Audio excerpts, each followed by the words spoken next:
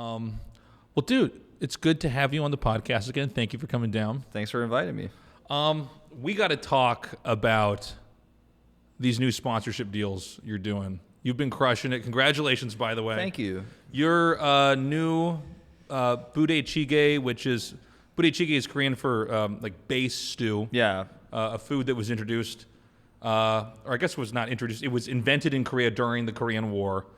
It consists of Spam and hot dogs, as well as the kimchi and Korean ramen and all that stuff. You have a new budechige coming out. Can you tell us about that? Yeah, I'll tell you guys about it. So the company I'm working with is called King Kong budechige, and they're a budechige chain out here in Korea. One of the more popular ones, for sure. And I used to go there all the time, actually, because they used to be near one of the offices I worked at out here, one of the studios, I should say. None of us so this is a Korean restaurant chain? Yeah, it's a Korean restaurant chain. It's not available outside of Korea right now. A lot of people have been asking me about that, but it's not available yet. Maybe one day. But they contacted me, and they were interested in meeting up. And I didn't know what they had planned, so I went and had a meeting with them. And they told me that they were planning on... They wanted to use me as like a model for... a new budechige menu. And when they, like, in Korean, when you say like a menu, it means like something on the menu, right? So like we're planning a new menu. It's going to be with you like as the model for it, and we want to make it with you. And I was like, oh, you guys want to like build a budechige together, like, you know, what ingredients we're going to put in it. So I was like, yeah, I'm super excited. And obviously I can't say how much, but the offer they gave me was really good. So I was like, yeah, let's start right away. So I signed with them, and then we started building the stew together, what we're going to put in it. And the name of the stew is 미국놈 budechige, which is basically like American asshole guy. almost. Like, yeah, it's like gnome is like a word in Korean. It's hard to translate into English because it's kind of derogatory, but it's kind of endearing at the same time, almost like bastard or something like that, but like in a good way. But like they wanted it to be like what Americans would like to be in budechige. So I was like, a lot of meat, right? And I talked to some of my American friends out here. You know, obviously, you were the first person who showed me budechige, actually. Is that right? Yeah.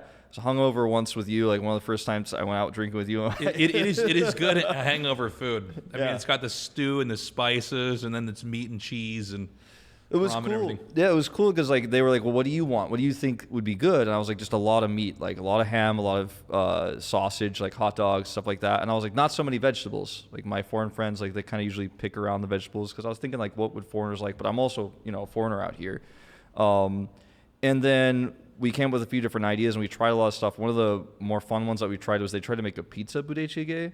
Where we put like a bunch of pizza ingredients in, and that has like pepperonis. Yeah, pepperonis. They had olives in it, and like jalapeno peppers. And then it was the soup base had like pizza sauce base added to it, and it ended up being really spicy, and it was kind of interesting. But I don't think people would really like it. I didn't mind it, but it was like we were really excited about it. We tested a few different versions of it. We tried it. We're like, nah, this isn't it. And then we came up with the idea to put macaroni and cheese in the budechige because I was thinking about. When I was younger, I used to eat macaroni and cheese with hot dogs and ketchup. Do you know about? Did you ever eat this when you were young? I've definitely seen hot dogs and macaroni and cheese, especially when you're like a little kid. Yeah. Like right, really, like when really you're a kid, like you won't eat anything but like a certain type of garbage that is like got a certain flavor to it. Yeah. So I was thinking about that. My grandma used to make that for me all the time because I was a really picky eater. I still am.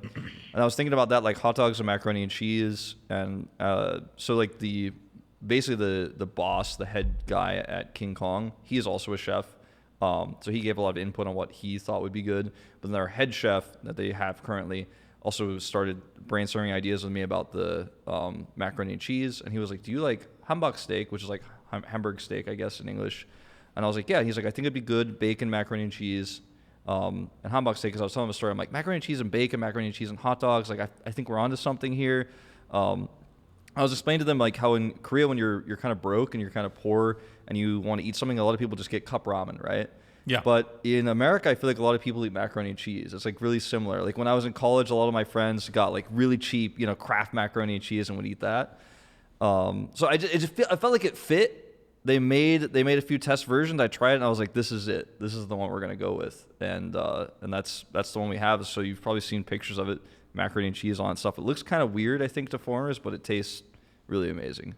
No, I have not yet tried it. I'm excited to. I have been seeing pictures of you holding up. This is a very Korean thing where they have someone like you hold the dish on camera. We don't really do that as much in Western culture, but it's crazy seeing this, man. So this was like a collaboration between basically you using your American experiences and then talking to the chefs on staff there and building something together. Exactly, and there were we did a Facebook event thing where we asked a bunch of people like what they would like in budechige, and like there were a lot of like really memey answers like chocolate chip budechige, but there were some good ones in there as well. Which is like, there was like one that suggested spaghetti, so we looked into that and we were like, it's not so good. But I was like, it could be okay, like meatballs and budechige with like spaghetti type noodles. I was like, I'm interested in that idea. Didn't work out. We tried that. For the record, we should say that this Korean stew, there's so many different ways to make it. Yeah. You're basically piling a bunch of cheap ingredients together. Yeah. And cranking something out. The backstory of budechige is basically during the war, the Korean War, like there were not a lot of ingredients, and the U.S. military base had a lot of like Spam and hot dogs and like basically garbage ingredients, and everyone was hungry and there wasn't a lot of food, so they kind of just put it all together in a stew. And now it kind of had a big resurgence because people started cooking it as like, a restaurant type dish, like something you would eat with your friends, not just like a survival food. The budechige back then, they didn't have amazing like paste they were putting into it and great like, flavoring powder. It probably didn't taste that good back then. I mean, this is basically when the country was at rock bottom and they were just putting edible things. Yeah.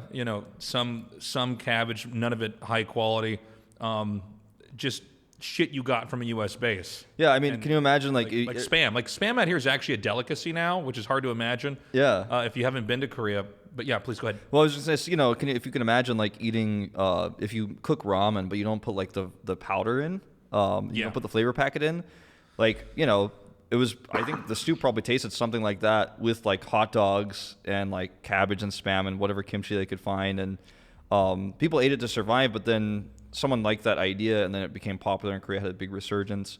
It's also sometimes called Johnson Tong in Korea because Lyndon B. Johnson, when he was visiting Korea, he ate it and he raved about it. So like Koreans started calling it Johnson Tong as well.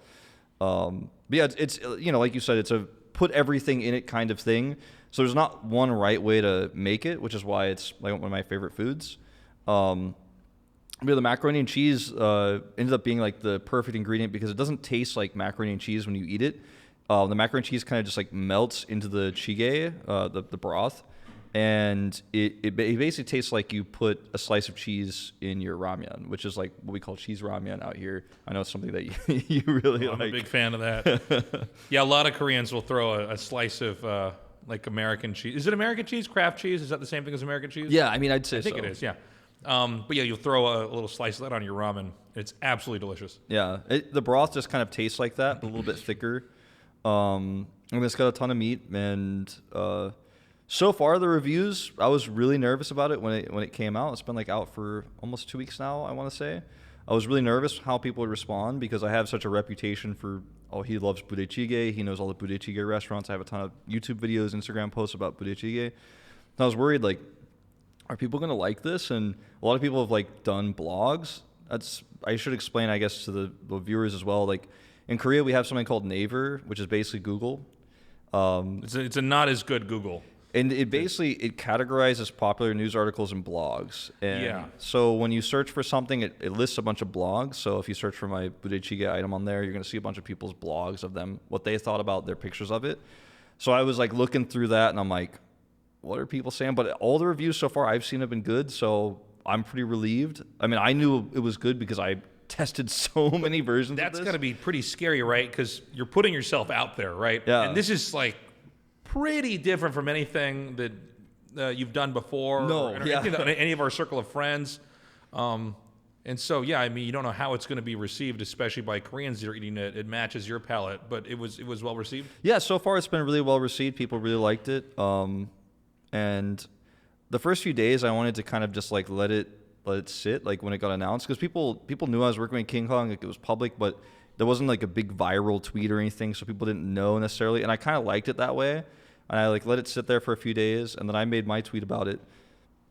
just last weekend, I want to say, and it crashed their website. So I was pretty happy with how the promotion went, and then now a bunch of people have been trying it and tweeting at me about it, pictures they've been eating it, they've been liking it. So it's a pretty surreal experience for me.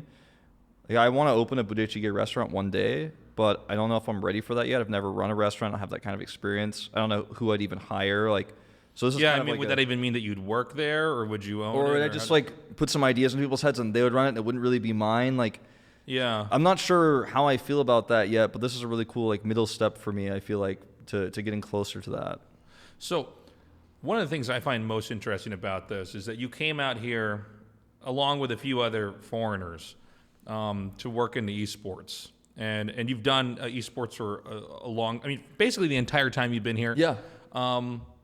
But now you've also branched into this other medium, which is being a expat or an immigrant, or as Koreans say, a foreigner, and entering the Korean side of entertainment, and you're succeeding at it very well.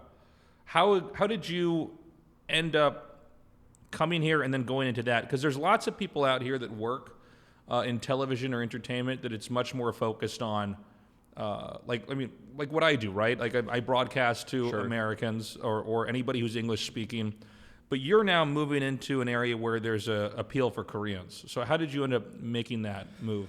I noticed a lot of patterns in Korean culture with like social media. For example, a lot of people don't know this, but in Korea and also in Japan, Twitter, which is a really popular social media platform, worldwide, in the Western side of things, we usually like a tweet. If we like want to say like, I agree with that, or like I want to show that to people, you retweet it, right? But if you're like, that's pretty funny, like you like it usually.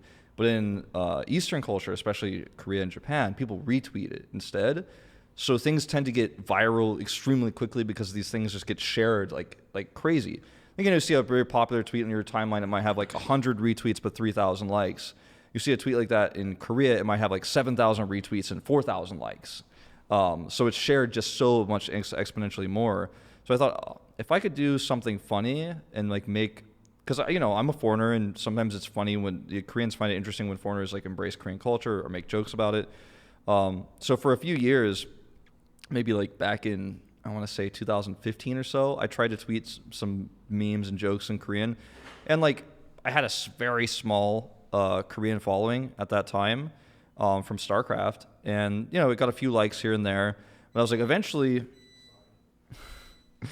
can just keep talking. Eventually, I'll get the big tweet, right? The big tweet that's like really funny and it gets a lot of retweets, and then people will be happy with that, and then they'll look back at all the other stuff I've done in Korean and they'll be like, that's great, like I like this guy, he's funny. They had one big tweet, and this was all just because I thought it'd be fun. Like I wanted it to be a hobby. I wanted to interact with the Korean esports fans more than anything else. I wasn't trying to hit like mainstream, because I had done some events in Korea for StarCraft where like I got to interact with the Korean fans in the audience. Sometimes the Korean commentators will pull me onto TV and I'd speak Korean. I did a tournament called the Kespa Cup, which ironically was won by a foreigner Neeb. I remember watching that, yeah. Where they had me and Brendan interview the players in Korean as well, as best as we could. So I wanted to interact with the Korean fans, and then I had this big tweet when I was in China where I didn't really like the food, and I was kind of stuck in this hotel. So I had one of my Korean friends send a bunch of ramen, like instant ramen over. I took like a picture with a bunch of instant ramen. I was in like my hotel robe, and I'm laying on the bed and I've just got this like big thing of ramen, and I have this crazy face. And the content of the tweet was basically just like, I can't really hear. I brought all this ramen, like I'm a crazy guy. Like look at what I've done. And I remember tweeting it and then going to the bathroom and then coming back to my phone, and I had like 400 retweets, and like before a minute and a half had passed, and I was like, oh, this is it. This is the tweet where like maybe Koreans will look at all the content I've been trying to make on Twitter, like the jokes I've been trying to make on Instagram. And everything blew up at that moment, like overnight. And then suddenly I had a bunch of people trying to sponsor me, trying to send me things. Hey, can you tweet something viral about my product? It seems like at that moment you basically cracked like the influencer code for social media. Because that was an Instagram post, right? Yeah, it was Twitter and Instagram, but mostly Twitter. But like it got reshared so many times that like I got like 10,000 Instagram followers overnight. I woke up, I was like, oh my God, this is crazy. But the thing I always believe about social media, if you're trying to like suddenly blow up and get big, a lot of people, you see these tweets on Twitter, right? Or you see them, it doesn't have to be Twitter, it could be Instagram, but sometimes you see these posts that blow up, and then like the guy who made the post you look at his page and he has like 200 followers, and then his like next post is like, follow my SoundCloud, by the way, ha ha ha. He's like, I see this blew up, so like you guys should follow me because I'm funny. Then you go to that person's page and like all of their tweets are boring and uninteresting and unrelated to the thing. So I really believed if I kept consistently putting out things I thought were funny, memes and stuff in Korean, that when the big tweet happened, people would look at my feed and they'd be like, oh, he's got some other funny stuff in there too. That's what I think is like really important if you're trying to grow your social media, is like be consistent about what you're posting. It's just if you have like the one big flash in the pan moment, if people check out your stuff and they're like, oh yeah, he had this amazing funny political tweet, but then I went to his page and he was just talking about how like he hates waiting in line for coffee. Nobody cares. Like nobody wants to follow you, right? Now, the fact that you managed to catch that wave is kind of crazy, because there are so many people on social media literally just trying to do this all the time. Do you feel like you knew what you were doing by trying to catch this, or was there, how do I say this? There's like some instinct, like I think I've got a feel for this, or were you confident I know this is going to work, or were you completely shocked when you put a tweet out or an Instagram post out and said, "Whoa, holy shit, they're really responding to this"? This was like the most extreme thing I'd ever tried. Like literally having people send, because I was doing a Heroes of the Storm event in Beijing. I think it was Beijing. Yeah, it was Beijing. And I was there for like a whole month. So like I had time to have someone actually physically send me the stuff to my hotel and got it. And I was like, this will be funny. I don't know if people believe me. It's kind of a crazy thing that I'm doing. I didn't think it was gonna explode, but I was like, let's try this one. Like let's put in like this insane effort into this crazy tweet. And back then, a lot of my Korean tweets, like the big complicated ones, I'd have an idea. I'd tell my Korean friends like, hey, this is what I want to say. What's the best way to say it? Is there a funnier way to say that? A lot of my Korean friends would like help me to like make the memes, right? A lot of the Korean casters I work with. And when that tweet blew up, I got a lot of followers, but I knew that if I did have a tweet that blew up, like I was saying, that's why it goes back to the retweets thing. I knew if like it got virally shared enough that people would look at my Instagram and see the other stuff I'd posted and be like, oh, I think this guy's pretty funny. Like I was pretty confident that if I had the big breakthrough, that people would look back and say, okay, yeah, this one didn't get that many retweets, but like it's pretty funny. Or like this Instagram post doesn't have any likes, but like it does now, right? Because people are finally seeing it. I guess it's also connected to the fact that every time you post something, it's supposed to be memey or celebratory or like, look at what I did. Yeah. Like you're building an expectation that like, okay, here we go. Like, are you familiar with this guy? I can't remember his name all of a sudden. He's on Instagram, and he has, Joe Rogan's a fan of him. He uses that face swap technology, and he's always making fun like of the deep fake stuff? Yeah, it's like cheap, shitty deep fake stuff. But he's huge on Instagram now. I'll try to put his ID in the comments or in the video description. But yeah, it's like every time he puts out any comedy bit, you're excited before it plays. You know this is going to be good. And if you're doing that, then are you trying to minimize how much you're putting out? Because some people on, like, let's take Twitter, for example, are really prolific. I mean, there are people that literally tweet every 20 minutes, almost, if they're not asleep.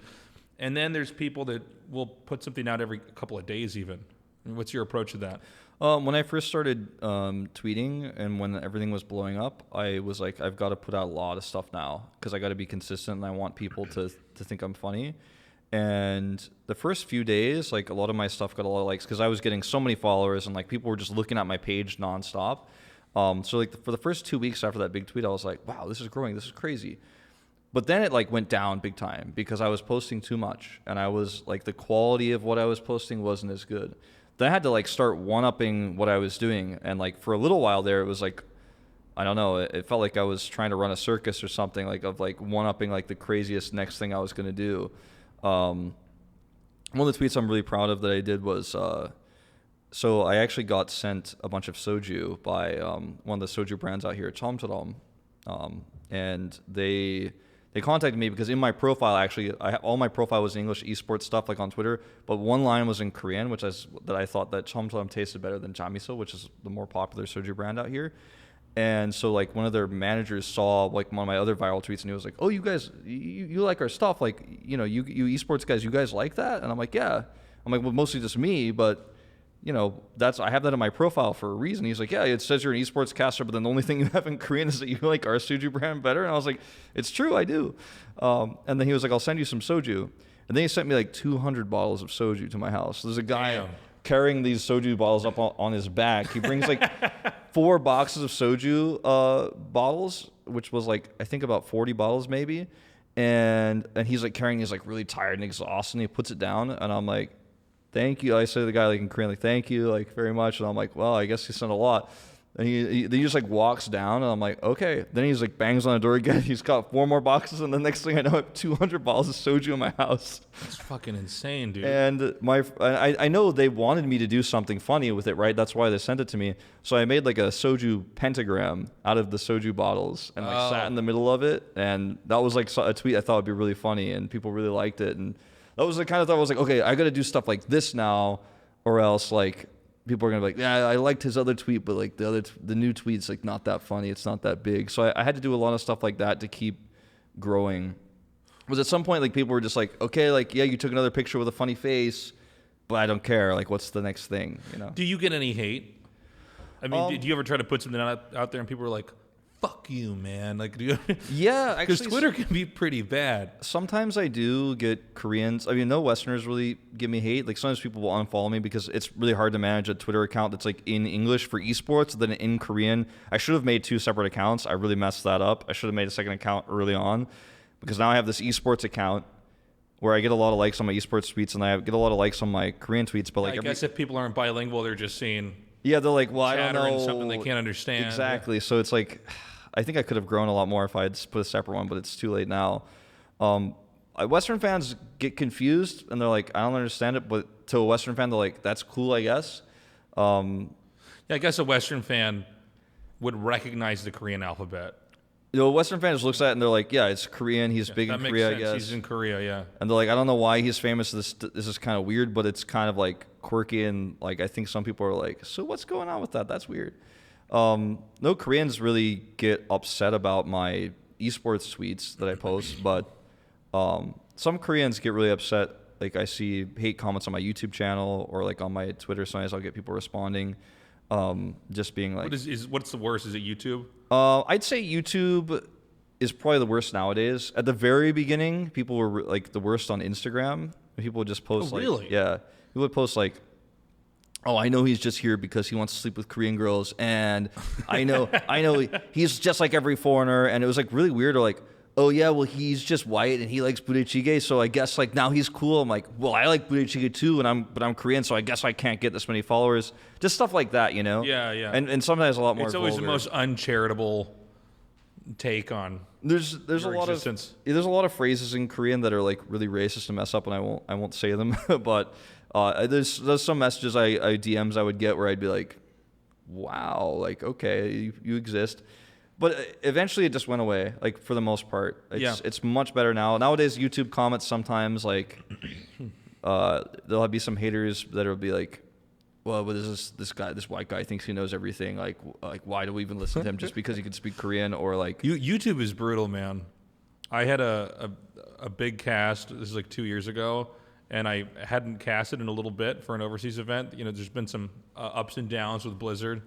As far as them scheduling events and stuff. So I went and looked at what I thought was my best broadcast and kind of reviewed it and was like, what do I like about this? And then I scrolled down to the YouTube comments and had all my confidence destroyed. Yeah. And I thought, oh, I can't fucking look at this stuff. You know, if you watch like an incredible piano solo on YouTube, like the best one you'll ever see, they'll be like one of the top 3 comments will be like, does anyone else think his fingernails are too long? Yeah. You know? You know, it's just like there's always someone who's angry.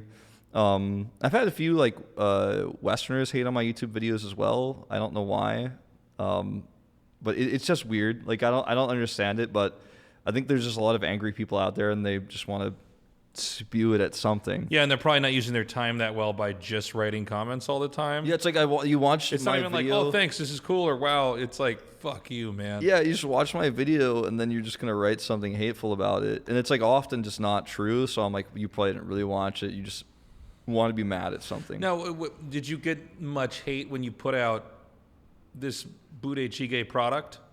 Was there people that were? I mean, you basically, I guess an American equivalent of this would be like if you were part of a new like Taco Bell taco or something. Yeah. You know, I mean, there's these restaurants all over the country. And so I guess it'd probably be a better example would be like the new TGIF, whatever, steak. And, but did you get much negative feedback from that? I thought a lot of people would be like, well, he's a sellout now. And a lot of people did say that, but like kind of in like a endearing way of like, wow, he made it, you know? That was the overall reception, which made me really happy, as people were like, I'm glad he actually is making money doing this now. Like he was just making jokes before, and now like he's actually made it. That's funny, because when we first were out here, I was out here like a little bit earlier than you, but I know when you came out here, there was a weird attitude. Let's just take esports, for example. Oh, for sure. Where people are like, whoa, are you making money doing this? Like they're offended somehow. And, you know, in reality, it's like, well, I mean, I'm trying to make a living. I'm trying to get by. I don't want to have a second job doing something I hate. I remember even when Dan and me opened, this is back when we sold peripheral items ourselves with thehandsomenerd.com, and people were like, wait a fucking minute. What kind of profit might they get off this? And it's like, we're trying to make money, man. Yeah. I feel like not just in esports, but everywhere, that weird attitude has started to go away. Yeah, I do think it is going away. Korean fans have always been really supportive about the stuff I've done, ads I've done in the past. I did an ad with Yogi-Oh, which is like, you could think of it as like Uber Eats or Postmates if you're American, just like a delivery service app, which existed like way before the States was doing this. And like everyone was really supportive. Like no one was like, wow, like I guess he's just going to make money now and he's not going to be the community guy. He's the money guy. Everyone's been pretty supportive. I've done a lot of content recently, and I've made a YouTube channel, which I didn't have until very recently. And I find that a lot of people are just generally happy when I do get a big break. But at the same time, like I'm actually, especially on my YouTube channel, which only has like 60,000 subs right now, it's growing, but it's not huge or anything. I get a lot of sponsorship opportunities. Like a lot of people contact me and ask me if I could just say like this video is sponsored by, like something very basic like that. And I've rejected basically all of them so far because I feel like my channel's not ready for that yet, and I do want to grow it organically, and I don't want to turn people away, and I don't want people to think I'm doing this for money, because yes, I would like to make money with my YouTube channel. But this started as a hobby for me, and I want to see where it goes before I start trying to like milk it, you know what I mean? There was a big scandal in Korea, I think it was 4 months ago, where all these influencers were, all these influencers were basically being paid, these are Korean influencers, were being paid to promote products, but they weren't saying it was an ad. Yeah. And that was a huge fucking scandal out here. Now, I know that some of that has sorted itself, but was there any trepidation there? Obviously, you're being completely transparent. Yeah, so it affected some of my friends, some of my Korean YouTuber friends, and a lot of them had to like make statements. Even though they didn't do anything, people were suspicious of them. No one was really suspicious of me during that time. Also, during that time, I had been like on a break from YouTube videos. I hadn't really uploaded anything for a few months because I was changing my visa and I was going back and forth between the States, and I was in quarantine twice. So like, I like basically couldn't film. So my YouTube channel was kind of like in this stasis mode at that moment. So a lot of people actually in the YouTube comments were like, a few people were like, it's really weird Wolf hasn't posted during this time, like what's going on? But I was pretty transparent on my Twitter and stuff, like, hey guys, I'm in the States right now, I'm traveling. Yep. But the only thing that really happened with me was I just put a disclaimer on all my videos when that scandal started. I pay for all the restaurants I go to, I pay for myself. And I think maybe besides one video, I make it a point to show myself paying at every restaurant I've done, even before the scandals happen, because I want people to know, like, I went to this restaurant on my own volition and paid for it myself. Were you ever offered it for free? Like, to be honest, if I were in your position, I would have just probably, if they offered it to me for free, I would have been like, yeah, okay. I'm trying to think if that ever happened. People have given me like service, like where like they give you like a free extra thing, like which happens in Korea all the time. It's an English word, service, but yeah, in Korean, it's basically saying like this is on the house. Yeah, it's on the house basically is the best way to put it. Yeah, that's happened a few times, but like I don't think anyone's ever offered me anything for free. But I've also only contacted a few places in advance to ask if I could film. Usually like places that are really busy, like, hey, are you guys cool if we film? Because I know you guys are really busy.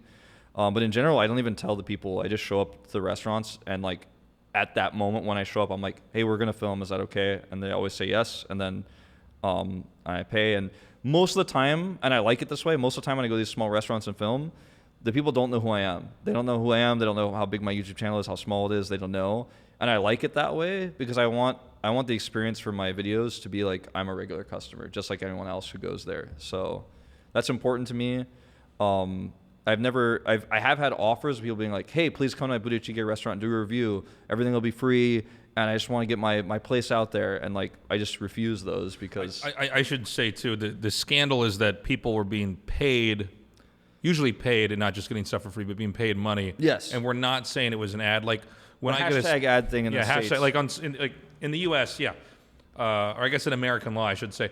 When I put an Instagram post out that's sponsored, I put ad, hashtag sponsored, just so that it's not being deceptive. But this was like a new thing in Korea where people were just sort of not being straightforward about it. Yeah, I mean, you and I have talked about this when the scandal was happening, but Yeah. it was kind of strange to me and weird that Korean fans were kind of like suddenly taken aback by this. Like, wait, you mean they got paid for that? Which, you know, to me, like, even I felt like it was common knowledge. Yeah, I'm like, at that I have a time. YouTube channel. You and I have sponsors for a lot of the broadcasts we do. It's like, yeah, I mean, as it turns out, like, they're not just, that guy who has 2 million subs on YouTube is not just like doing it for the fans, Yeah. right? Like, I mean, he is, but he's not like making just money discovered also. this face cream that for some reason he's going to use now. Yeah, you know? so I thought it was weird that people were suddenly like surprised by this, but a lot of people did literally say like, I didn't get paid to do this, but they literally had been paid to do that. So those were people who got in like really big trouble. All those people have shut their channels down that they're probably never coming back. But some people like, you know, had sponsors, but they didn't say like I got paid to do this, but they also didn't say like this is what I like. They just showed they use a certain product. Like for example, just for argument's sake, like if I like instead of having this cup, I had a specific brand of beer and I showed it and I said I really like this, just casually off the cuff, because I got paid to say that. So a lot of people got in trouble. That is illegal now, correct? Yeah. I think legislation is being pushed for right now. I don't know if it's passed or not, but yeah, I think there will be a thing where hashtag ad is a thing in Korea. Hashtag Gwango. And now like pretty much every YouTuber, and YouTube added this feature a long time ago, is putting like this video includes paid promotion and like promotional content. You'll see that on YouTube a lot, like where YouTube adds this like disclaimer. One of my videos I did with Nongshim, the ramen company. I was paid to do that video, but like that was the whole point of the video. Like it was very clear, and that's the only one of my videos that says that. But yeah, I mean, a lot of people were kind of like trying to like sneakily get paid to do stuff, and people found out. Now it's kind of like everyone's got to disclose it, and a lot of people's models for how they were making money on YouTube are changed now, and they're gonna have to, be more upfront, or they're gonna get eaten alive by the community and then later the law. You've had the success on social media, which is, I mean, really, it's almost at like the highest level that you can have. And we're at a point in time where everybody has to be on social media, like it or not, right? Yeah. Now, I'm going to ask this question from like an esports perspective here. And you're free to disagree with me if you think I'm wrong. I'm more interested in just kind of having the conversation. There are so many people in esports I see who are tweeting, and not only are they not growing their brand and helping themselves, but on some level they're self-destructing. And this is, I guess, we can go outside of esports as well. I mean, there's a certain number of celebrities in the U.S. that will just basically self-immolate. Like, had they not had a Twitter account, it probably would have been better for them. They didn't need it to begin with. They were already so big, but they just can't stop putting stuff out there. And I just see this on such a large level with like so many people that are just saying things that are gonna never mind the idea of this won't get them sponsored. I'm talking more on the lines of this won't get them a job now. I agree with that. I see it all the time. And I see your Twitter. You've never made this mistake. Well, I think it's really easy to avoid certain controversial things, right? Like, everyone has political opinions, but you don't have to tell everyone what your political views are. You can keep that private. Like, that's something I like to keep private. I have my own strong opinions, right? But I like to talk to my friends about that at the bar. I don't need to tell people, around the world nonstop how I feel about certain issues, certain political candidates, certain scandals that happen, what my stance is on them. Especially in Korea, I never take a stance on big things like that, generally speaking, with a few exceptions. But generally speaking, I don't take a big stance on that because I don't need the world to know how I feel about these sorts of things. And I appreciate, that no one demands that of me either, generally speaking. And I think for some people, like the Korean celebrities, like they kind of get pushed into making a statement one way or the other on not issues that are even about them, but about other celebrities, and they feel like they have to make a statement. And I'm pretty glad that I'm in a comfortable place. It happens in Korea and this. Yeah. It happens everywhere. Yeah. Like there's been so many things that have happened in our industry where I'm like, I don't have an opinion yet, or I don't want to put myself out there. Or we're both American in U.S. politics. Where I'm like, well, I don't feel like I need to be out there saying everything I think all the time. That's what I can share my opinions with my friends, but there's a degree of safety, right, on what you will put yourself out there. Because I don't know. I always feel like, why do you have to say everything to everybody all the time? I think it's addicting to some people when a certain topic becomes so big and there's almost like a circle jerk of like agreeing about a certain issue, and the more you tweet about it, the more likes you get, and it becomes addicting. You feel like, ooh, I saw this specific tweet, and I want to give my comments on it, and everyone will agree with me. And it's not brave, it's not like exciting, but it's just never like outside the norm. It's just like telling people like, hey, everybody feels very strongly about this thing and it's trending, so I'm going to tweet about it too. Actually, it's really disgusting, but that can happen about political candidates or whatever, but it can also happen about, like, this has happened several times in esports, the death of someone that I've worked with or that you've I've worked seen with. This a lot. And people will just tweet about it to get likes, and I'm like, you never even knew this person. Yeah, you didn't even know this fuck. I saw this when Jeff died. It just devastated me. I was on Jeff passed, it was like afternoon in Xi'an. Were you at the event? I was not at that event. Okay. I was actually in the States. There was like an insane amount of casters, so I wasn't sure if I saw you down there, but he passed, and it was just like the worst fucking day ever. I had to tell like 30 different people that he died. So I was just like, I was in this state of like telling this person, seeing them freak out, telling the next person. Anyways, I went to bed that night, and we had to all take a bus to the airport, and that was when the news broke globally. And suddenly all these people that did not, first, some he did not even like, but other people that he just didn't really know, kind of. And I mean, it wasn't like a cute anecdotal story like, oh, he was once really nice to me this one time. I saw some stuff where I went, Jesus Christ. People just somebody outright died. Lie. Yeah. Well, people just outright lie and act close to someone who passes because of that addiction to social media. They see someone who is close to Jeff, in this case, tweet some personal anecdote and get 5,000 likes on Twitter, and they think, oh, there's something to that. Like, I'm going to say, like, I met him at BlizzCon at a party and talked to him. He was really nice because it might get me 200 likes or, like, it might put me on the map, even if that person has never. Well, it's also, it's disgusting. They're treating their social media account like if they're just getting any engagement, it's good. And then what seems to happen now is the engagement you get on social media is the largest just for controversial, emotional stuff. Yeah, and that's like, I don't know, like, I obviously I'm not going to name any names in the esports sphere, but I know some people who have gotten into this, like, addiction of, like, getting likes by politics or controversial issues, and or even just, like, getting addicted to, like, because a few tweets about sports did well or something, and they lose followers, and they wonder, why am I losing followers? And I'm like, well, because that person followed, your followers followed you for like your expertise in this particular game that you commentate, or this particular game you're an analyst of, or you play. If you're like a retired pro, is tweeting a lot still, and now you've turned your Twitter into like grabbing. And I think people see that. I think a lot of people see that, and they think, well, this is weird. Yeah, and it's strange because, you know, it's a lot of these people, what they're doing is they're getting traction, but then they're actually making themselves unemployable or unlikable. You know what I'm saying? Yeah. It's the opposite of what you're doing. You've figured out how to market yourself and monetize yourself and connect.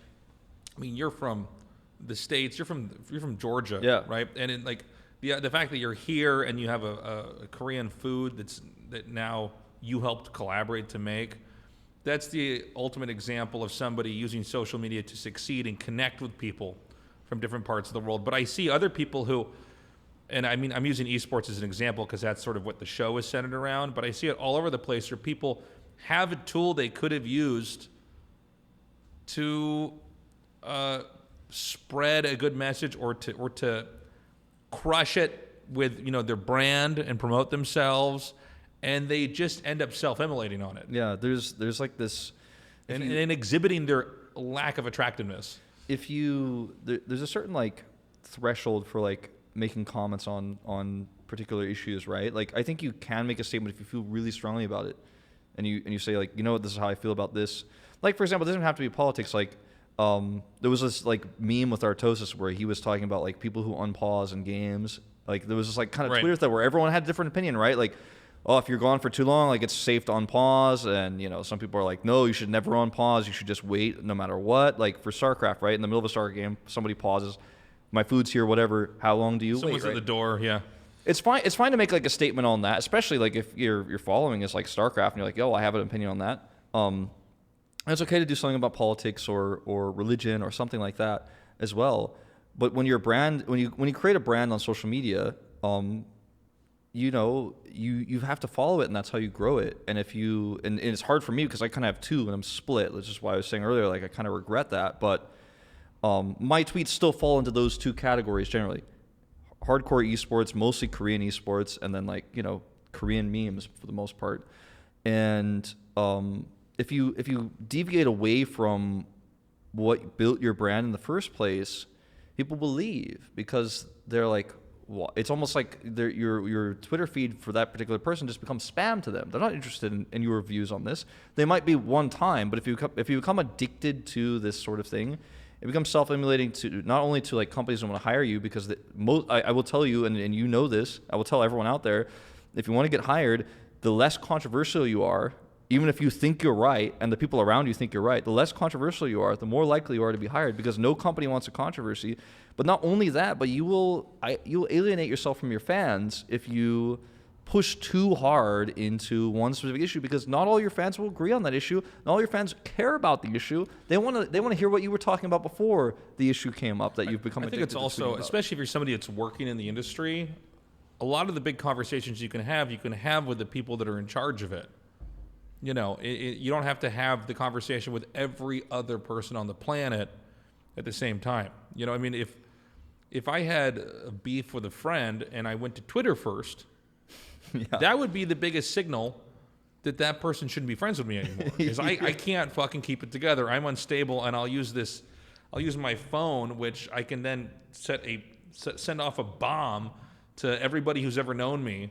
It's a way to malign and slander somebody and put your side out of the story, but not theirs, in such a way. For what? For a few likes on Twitter? You're not gonna get new followers from doing something like that. I think it's a weird addiction people have with like. Yeah.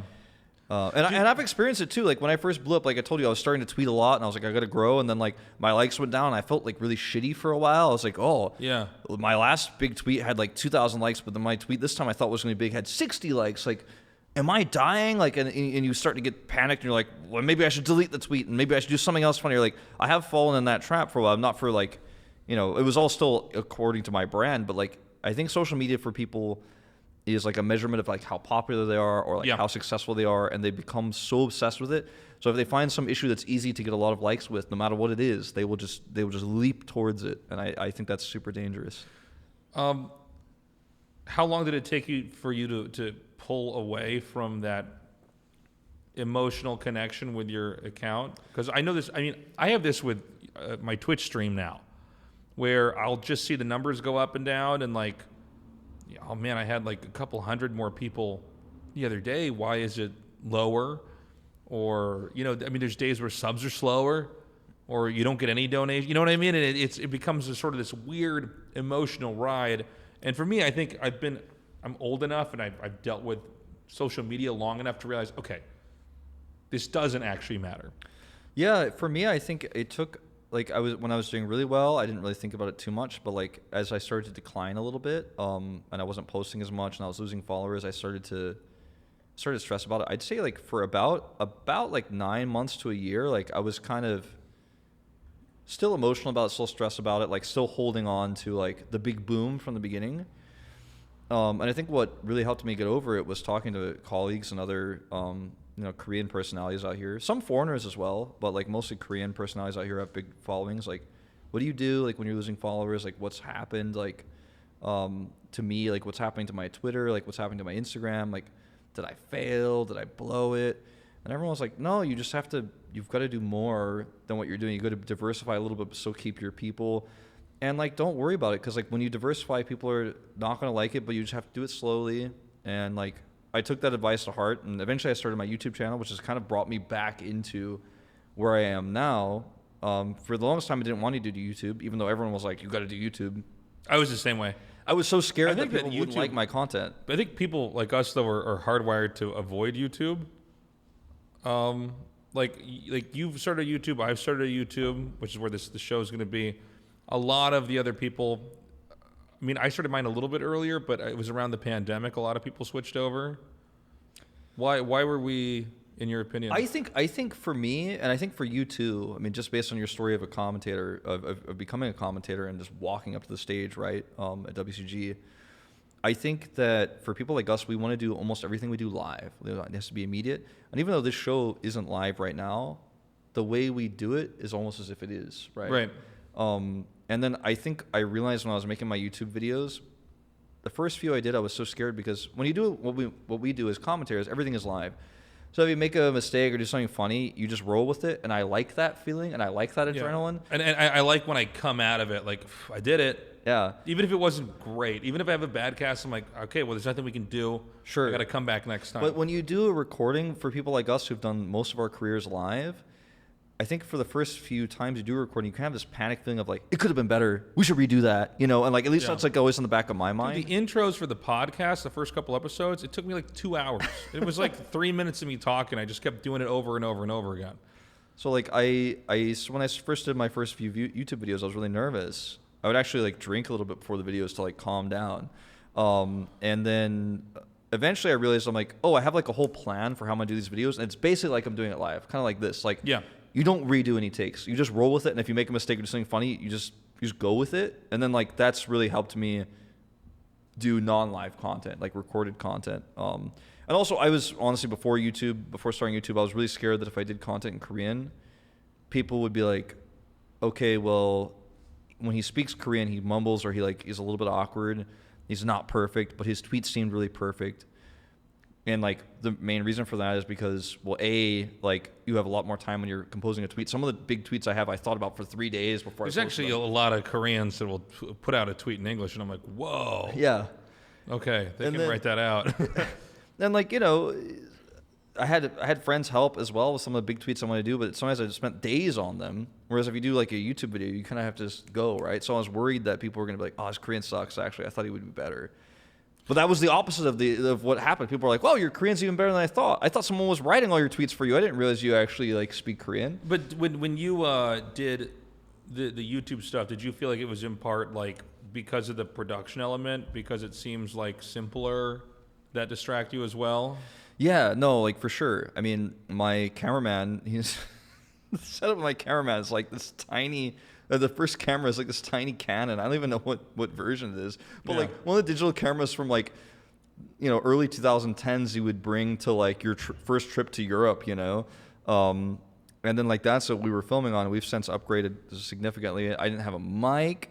I was just using the camera audio. Like, we went from that to where I am now, and I still have a lot of room I can improve on. But yeah, it was scary, and I thought, like, can we fix this stuff? If it's weird, if it's bad, like, how can we edit? And like, I'll leave all that stuff up to cameraman, but like, I know it's just worked out better than I expected. I mean, it was crazy. My first video back to YouTube, I disabled a lot of my old videos. Like, they still exist, but you can't see them, and I might re-upload them later. But I had like a bunch of weird videos I did in the past. I just kind of disabled, and I basically I launched the YouTube channel with a new budechige video, basically showing people, this is what I look like. You know, you see my tweets. This is what I look like. This is what I sound like. This is me moving. Right? It's not a still picture.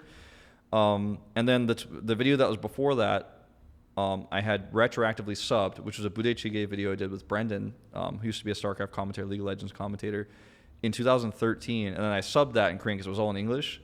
So people saw the budechige video, then they were like, let's go to his channel. And they saw like the only other video that's on the channel is a video from 7 years before, me eating budechige with Brendan. And I thought, oh, that's a great way to launch my channel again to Korean fans. Yeah. And the video got almost 500,000 views in a month. And I was like, holy shit, I guess I'm doing this now. Yeah. Congratulations, man. How has streaming been for you? Streaming has been hard, you know? Like, I tweet about my stream in English, sometimes I tweet about it in Korean. And I'm obviously a native English speaker. My Korean is pretty fluent, but it's not native. And most of the people who come to my stream speak English. So sometimes Korean fans come in and they speak Korean to me in the chat, and I answer them back in Korean. But they don't stay very long because they don't talk very much in the chat. Most of my chat's in English, so I end up speaking English most of the time. It seems like it's really hard to have a bilingual It really is. chat. It almost seems like you'd have to have like a second stream. I've seen some people who stream bilingually. Like, there's a lot of female Korean streamers who are gamers that I've watched their streams of, and they do really well. Like, some of them are like Korean American, some of them are not, but they're bilingual, right? Korean and English. And what they do is, like, every sentence they say in both languages. Even if like the majority of the viewers are Korean or the majority of viewers are in English, they just do it every time. Like, it's just like a setting for them. And I'm like, ooh, I don't know if I could do that. I don't know if I'm ready for that. But my stream has been very small. I want to grow my stream, but I don't know if this is the right time. Maybe I should try giving YouTube a shot, using like YouTube as my platform for Korean stream. Have you thought about Africa TV? I mean, yeah, I have, and I want it to be really good. Like, the thing is, because of everything I've done in Korean, like, that's specifically geared towards Koreans, has been like, in my opinion, as best quality as I can, and that's why I don't upload that many YouTube videos as much as I used to, because I'm trying to make sure each one is quality. If I do a Africa TV broadcast, which I might, it's going to be like a big launch thing where I'm like, I tell people about it a week in advance. I have the whole thing planned. I've got like an insane lighting setup, better than what I have now, and it has to be like quality, because I don't want to just kind of like go in and be like, let's see how it goes, and just like not care. Like, I want to go all in. So I'm still thinking about that, thinking about doing YouTube. But right now my stream is just me playing old games with my streamer base, which is like on average like 30 to 40 people just chilling with me. And because I'm not making money off of it, maybe I will one day, but right now it's just kind of like my instead of going out with my friends and going to the bar at night because we have COVID and everything, I'm just like drinking a beer with my stream viewers. So that's like kind of my chill experience. That's my stream right now. Before we wrap it up here, where can people get your jjigae? What's the name of the place? King Kong Budechige is the name of the chain. It's only in Korea right now, and it's mostly in Seoul. Do they have any restaurants outside the country at all? I don't think so. I know that there's a lot of interest within the company of branching out to maybe doing a branch in like LA or something like that. But at the moment, as far as I know, I don't think there's any branches outside of Korea. So unfortunately, you guys are out of luck if you're outside of Korea, and it's really hard to come here right now. But the good news is it's running until like mid to late May, the promotion I'm running right now. So it's, if you're coming like later next summer or something, you're doing like an internship or you're coming to study like around that time, you might still get a chance.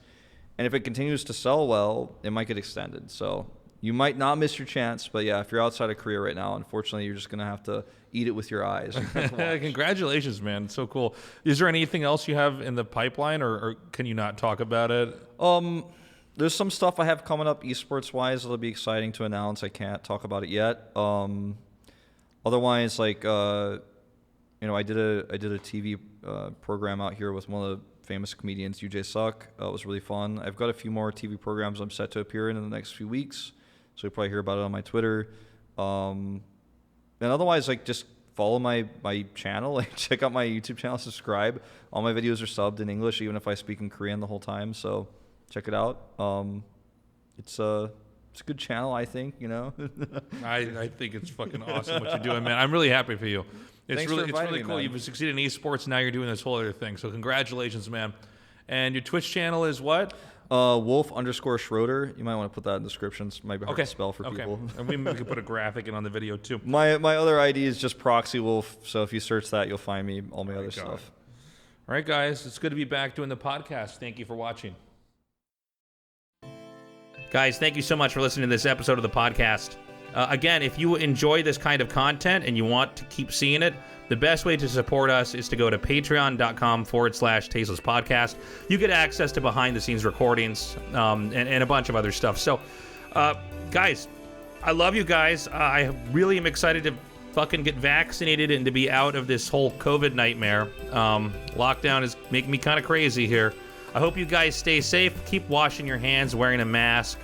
And I'll see you guys in the next episode of the podcast or on my stream at twitch.tv/Tasteless TV. You can always hang out with me there too. We don't have any more casts for a couple months here for StarCraft 2, so I'm looking forward to seeing you guys in the casting space. But until then, just streaming and the podcast. Love you guys. Bye-bye. This episode was produced by State, artwork by Alarise, music by Mark Lentz.